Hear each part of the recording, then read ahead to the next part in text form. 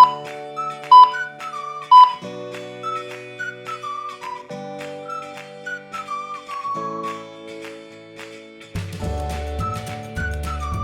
Friends, welcome to knowledge world. આજે આપણે જોવાના છે 4 અને 5 મે 2025ના ડેલી કરંટ અફેર્સ, જેમાં આજના દિવસના ખૂબ જ અગત્યના પ્રશ્નો અને સાથે સાથે તેને રિલેટેડ ટોપિક વિશે પર ચર્ચા કરીશું. તો શરૂઆત કરીએ આજના વિડીયોની.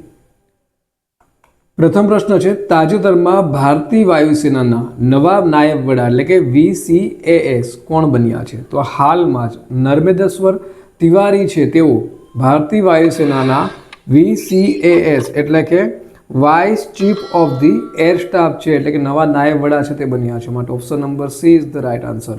હવે સ્ક્રીન ઉપર જોઈ શકો છો, આ છે એર માર્શલ નર્મદેશ્વર તિવારી અને તેઓ તારીખ 2 મે 2025ના રોજ ભારતીય વાયુસેનાના વાઇસ ચીફ તરીકેનો ચાર્જ છે તેઓએ સંભાળ્યો છે અને એર માર્શલ SP ધારકરની સ્થાને તેઓએ આ ચાર્જ છે તે સંભાળ્યો છે. હવે તેઓએ પરમ વિશિષ્ટ સેવા ચંદ્રક 2025માં મળ્યો હતો, વિશિષ્ટ સેવા ચંદ્રક 2022માં જીત્યો હતો અને વાયુસેના ચંદ્રક 2008માં મેળવ્યો હતો. ત્યાર પછી જોઈએ ભારતીય વાયુસેના એટલે કે ઇન્ડિયન એરફોર્સ. તો ઇન્ડિયન એરફોર્સ છે તેની સ્થાપના ક્યારે થઈ હતી? તો 26 જાન્યુઆરી 1950ના રોજ તેની સ્થાપના છે તે થઈ હતી, એટલે કે ઇન્ડિયન એરફોર્સના નામથી ઓળખાતી હતી. એની પહેલાં 8 ઓક્ટોબર 1932થી લઈ અને તે રોયલ ઇન્ડિયન એરફોર્સ તરીકે ઓળખાતું હતું. હવે અત્યારે CAS એટલે કે chief of the air staff કોણ છે? તો અમરપ્રીત સિંહ છે, તેઓ chief of the air staff છે અને આ છે તે વાઇસ ચીફ છે. ત્યાર પછી જોઈએ, તાજેતરમાં ડૉક્ટર મનસુખ માંડવિયાએ ખેલો ઇન્ડિયા મલ્ટીપર્પઝ હોલનું ઉદ્ઘાટન ક્યાં કર્યું છે? તો હાલમાં જ તેઓના દ્વારા આ જે હોલ છે તેનું ઉદ્ઘાટન અરુણાચલ પ્રદેશ ખાતે કરવામાં આવ્યું છે. માટે ઓપ્શન નંબર બી આવશે. હવે તેના વિશે જોઈએ તો કેન્દ્રીય યુવા બાબતો અને રમતગમત મંત્રી છે ડૉક્ટર મનસુખ માંડવિયા અને તેઓએ 3 મેના રોજ અરુણાચલ પ્રદેશના કામલે જિલ્લાના રાગા ખાતે ખેલો ઇન્ડિયા મલ્ટીપર્પઝ ઇન્ડોર હોલનું ઉદ્ઘાટન છે તેઓના દ્વારા કરવામાં આવ્યું છે. હવે વાત કરીએ આપણે અરુણાચલ પ્રદેશની. તો અરુણાચલ પ્રદેશનું કેપિટલ એટલે કે પાટનગર અને સૌથી મોટું શહેર છે તે ઈટાનગર છે. હાલના રાજ્યપાલ છે તેના કેવલ્ય ત્રિવિક્રમ પરનાયક અને મુખ્યમંત્રી છે પેમા ખાંડુ. હાલમાં જ આપણે બીજા કરંટ પોઈન્ટની વાત કરીએ તો હાલમાં જ અરુણાચલ પ્રદેશના 27માંથી 16 જિલ્લા છે તેને મેલેરિયા મુક્ત જાહેર કરવામાં આવ્યા છે. 20 ફેબ્રુઆરીના રોજ હાલમાં જ અરુણાચલ પ્રદેશનો 38મો સ્થાપના દિવસ છે તેની ઉજવણી કરવામાં આવી છે. તો ભારતીય સેના દ્વારા ત્રિસેવા અભ્યાસ પૂર્વી પ્રહારનું આયોજન છે તે પણ અરુણાચલ પ્રદેશ ખાતે થયું હતું. ત્યાર પછી જોઈએ, તાજેતરમાં પ્રકાશિત થયેલા વર્લ્ડ પ્રેસ ફ્રીડમ ઇન્ડેક્સ 2025માં કોણ ટોચ ઉપર છે? તો આમાં નોર્વે છે તે ટોચ ઉપર છે. માટે ઓપ્શન નંબર એ છે તે આવશે. ત્યાર પછી તેના વિશે જોઈએ આપણે તો પેરિસ સ્થિત આંતરરાષ્ટ્રીય NGO છે રિપોર્ટ્સ વિધાઉટ બોર્ડ્સ એટલે કે RWB દ્વારા વર્લ્ડ પ્રેસ ફ્રીડમ ઇન્ડેક્સ 2025 છે તે બહાર પાડ્યો હતો અને તેમાં ભારતની વાત કરીએ તો આ જે 180 દેશોનો ઇન્ડેક્સ હતો તેમાં ભારતનો ક્રમ છે તે 151 છે, જે ગયા વર્ષે 159મો હતો. હવે આ જે સૂચકાંક છે તેમાં કોણ ટોચ ઉપર છે? તો નોર્વે છે તે ફર્સ્ટ નંબર ઉપર છે એટલે કે ટોચ ઉપર છે અને એરિટ્રિયા છે તે આમાં સૌથી નીચે છે. નોર્વે 92.31 પોઈન્ટની સાથે ફર્સ્ટ ક્રમાંક ઉપર છે, તો એસ્ટોનિયા છે તે બીજા ક્રમાંક ઉપર અને નેધરલેન્ડ છે તે ત્રીજા ક્રમાંક ઉપર છે. ત્યાર પછી જોઈએ, તાજેતરમાં પ્રધાનમંત્રી મોદીએ વિન્ઝિઝામ આંતરરાષ્ટ્રીય બંદરનું ઉદ્ઘાટન ક્યાં કર્યું છે? તો હાલમાં જ તિરુવનંતપુરમ ખાતે આ બંદરનું ઉદ્ઘાટન છે તે કરવામાં આવ્યું છે. માટે ઓપ્શન નંબર બી આવશે. તેના વિશે વાત કરીએ તો સ્ક્રીન ઉપર જોઈ શકો છો, પ્રધાનમંત્રી નરેન્દ્રભાઈ મોદી દ્વારા 2 મેના રોજ કેરળના તિરુવનંતપુરમ ખાતે વિન્ઝિઝામ આંતરરાષ્ટ્રીય ડીપ વોટર બહુહેતુક બંદરનું ઉદ્ઘાટન છે તે કર્યું હતું અને આ બંદરમાં 8,800 કરોડનો ખર્ચો છે તે થયો હતો અને અત્યાધુનિક બંદર છે આ અને ભારતનું એક મુખ્ય ટ્રાન્સશિપમેન્ટ હબ બનવા જઈ રહ્યું છે અને સૌથી મોટા કાર્ગો જહાજોને હેન્ડલ કરવામાં પણ આ જે બંદર છે તે સક્ષમ છે. ત્યાર પછી જોઈએ આપણે કેરળ વિશે. તો કેરળનું આ તિરુવનંતપુરમ છે તે કેરળનું પાટનગર છે. રાજ્યપાલ છે તેના રાજેન્દ્ર આર્લેકર અને મુખ્યમંત્રી છે પિનરાઈ વિજયન. ત્યાર પછી જોઈએ તો તાજેતરમાં કયા રાજ્યમાં DRDOની નવી મિસાઇલ પરીક્ષણ શ્રેણીનો શિલાન્યાસ કરવામાં આવ્યો છે? તો ઓપ્શન આપેલા છે. તો હાલમાં જ આંધ્રપ્રદેશ ખાતે આ શિલાન્યાસ છે તે કરવામાં આવ્યો છે, માટે ઓપ્શન નંબર બી છે તે આપણો જવાબ આવશે. હવે ડીઆરડીઓ, તો ડીઆરડીઓનું ફૂલ ફોર્મ શું છે? તો કે defence research and development organisation, અને તેની સ્થાપના છે તે ક્યારે થઈ હતી? 1958માં થઈ હતી. હવે તેના વિશે જોઈએ તો પ્રધાનમંત્રી નરેન્દ્રભાઈ મોદીએ આંધ્રપ્રદેશના નાગાઈલંકા ખાતે 1460 કરોડ રૂપિયાના ખર્ચે આજે મિસાઇલ ટેસ્ટ રેન્જનો શિલાન્યાસ છે તે કર્યો છે. હવે તેમાં કઈ કઈ સુવિધાઓ છે? તો કે તેમાં એક લોન્ચ સેન્ટર છે, ટેકનિકલ સાધનોની સુવિધાઓ છે, સ્વદેશી રડાર છે, ટેલિમેટ્રી છે અને ઇલેક્ટ્રો ઓપ્ટિકલ સિસ્ટમનો સમાવેશ છે તેમાં કરવામાં આવ્યો છે. વાત કરીએ આપણે આંધ્રપ્રદેશ, તો આંધ્રપ્રદેશ છે તેની રાજધાની અમરાવતી છે, સૌથી મોટું શહેર છે તેનું વિશાખાપટ્ટનમ છે, રાજ્યપાલ છે તે સૈયદ અબ્દુલ નઝીર છે અને મુખ્યમંત્રી છે એન ચંદ્રબાબુ નાયડુ. હવે આંધ્રપ્રદેશ ખાતે ભારતનું પ્રથમ ક્વોન્ટમ કમ્પ્યુટિંગ ગામ છે તે અમરાવતીમાં તેની સ્થાપના થઈ છે. મુખ્યમંત્રી દ્વારા શૂન્ય ગરીબી P4 પહેલ છે તે પણ શરૂ કરવામાં આવી છે. નેવિગેશન સેટેલાઇટ NVS-02 આનું જે પરીક્ષણ છે, પ્રક્ષેપણ છે, સફળ પ્રક્ષેપણ, તે પણ ઇસરો દ્વારા અહીં કરવામાં આવ્યું હતું. અને હાલમાં જ આંધ્રપ્રદેશના નવા મુખ્ય સચિવ કે વિજયાનંદ છે તે બન્યા છે. ત્યાર પછી જોઈએ તાજેતરમાં વિશ્વ પ્રેસ સ્વતંત્રતા દિવસ ક્યારે ઉજવવામાં આવ્યો? તો હાલમાં જ આ જે દિવસ છે તેની ઉજવણી 3 મેના રોજ કરવામાં આવી છે, માટે ઓપ્શન નંબર સી આવશે. તેના વિશે જોઈએ તો યુનેસ્કોની જનરલ એસેમ્બલીના ભલામણ બાદ ડિસેમ્બર 1993માં સંયુક્ત રાષ્ટ્ર મહાસભા દ્વારા વિશ્વ પ્રેસ સ્વતંત્રતા દિવસની ઘોષણા છે તે કરવામાં આવી છે અને તે દર વર્ષે 3 મેના રોજ ઉજવવામાં આવે છે. અને 3 મેના રોજ વિન્ડહોક ઘોષણાની વર્ષગાંઠને વિશ્વભરમાં વિશ્વ પ્રેસ સ્વતંત્રતા દિવસ તરીકે ઉજવવામાં આવે છે. હવે વર્લ્ડ પ્રેસ ફ્રીડમ ડે, હવે આ શા માટે ઉજવવામાં આવે છે? તો કે પ્રેસ સ્વતંત્રતાને પ્રોત્સાહન આપવા માટે અને પ્રેસ સ્વતંત્રતાની સ્થિતિનું મૂલ્યાંકન કરવા માટે આ દિવસ છે તે દર વર્ષે 3 મેના રોજ ઉજવવામાં આવે છે.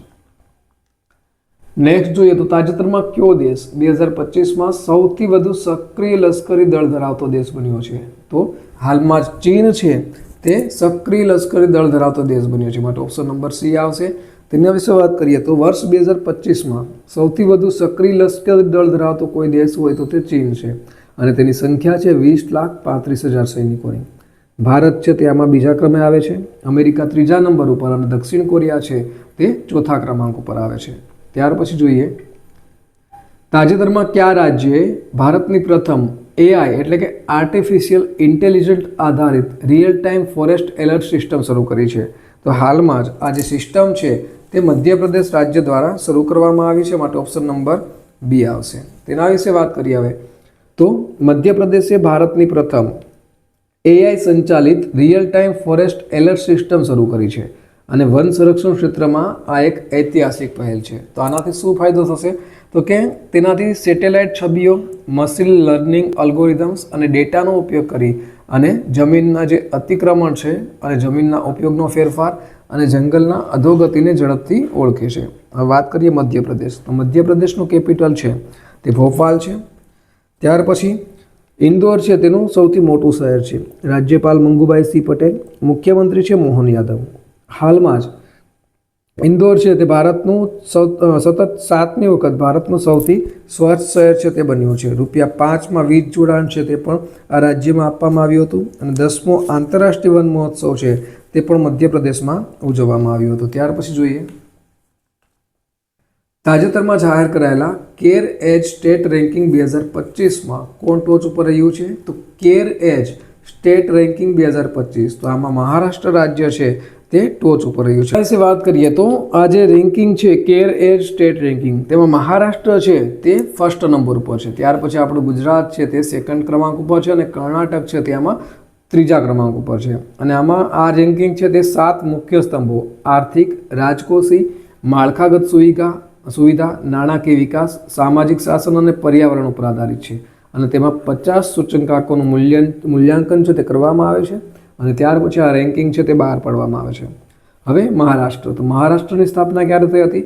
તો કે 1 મે 1960ના રોજ મહારાષ્ટ્રની સ્થાપના થઈ હતી અને જે આપણું ગુજરાત રાજ્ય સ્થાપના દિવસ પણ છે. પાટનગર મુંબઈ છે, શિયાળુ પાટનગર છે નાગપુર. હાલના રાજ્યપાલ CP રાધાકૃષ્ણન અને મુખ્યમંત્રી છે દેવેન્દ્ર ફડણવીસ. તાજેતરમાં હૈદરાબાદમાં મુખ્ય સચિવ તરીકે કોણે કાર્યભાર સંભાળ્યો છે?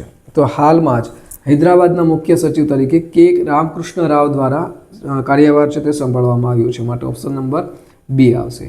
તેના વિશે વાત કરીએ તો તેલંગાણાના નાણાં વિભાગના મુખ્ય સચિવ છે કે રામકૃષ્ણ રાવ અને 1991 બેન્ચના આઈએએસ અધિકારી છે અને તેઓએ હાલમાં જ રાજ્યના મુખ્ય સચિવ તરીકેનો કાર્યભાર છે તે સંભાળ્યો છે અને તેઓ શાંતિકુમારી છે તેઓનું સ્થાન લેશે, જેઓ 2023થી આ પદ ઉપર કાર્યરત છે અને તેની નિવૃત્તિના ઉંમર પૂર્ણ થતાં આ જે કાર્યભાર છે તે કે રામકૃષ્ણ રાવને સોંપવામાં આવ્યો છે. ત્યાર પછી જોઈએ, તાજેતરમાં કયા રાજ્યના મુખ્યમંત્રીએ 10 MSME પાર્કનું ઉદ્ઘાટન કર્યું છે? તો હાલમાં જ આંધ્રપ્રદેશ રાજ્યના મુખ્યમંત્રી દ્વારા આ જે પાર્ક છે તેનું ઉદ્ઘાટન કરવામાં આવ્યું છે, માટે ઓપ્શન નંબર બી આવશે.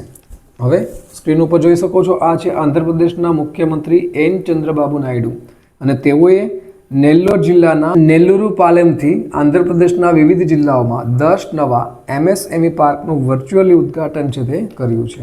નેક્સ્ટ જોઈએ, તાજેતરમાં બિહારના મુખ્ય ચૂંટણી અધિકારી તરીકે કોણે કાર્યભાર સંભાળ્યો છે? તો હાલમાં જ બિહારમાં વિનોદ કુમાર ગુંજિયાલ દ્વારા આજે મુખ્ય ચૂંટણી અધિકારીનો કાર્યભાર છે તે સંભાળવામાં આવ્યો છે, માટે ઓપ્શન નંબર ડી આવશે.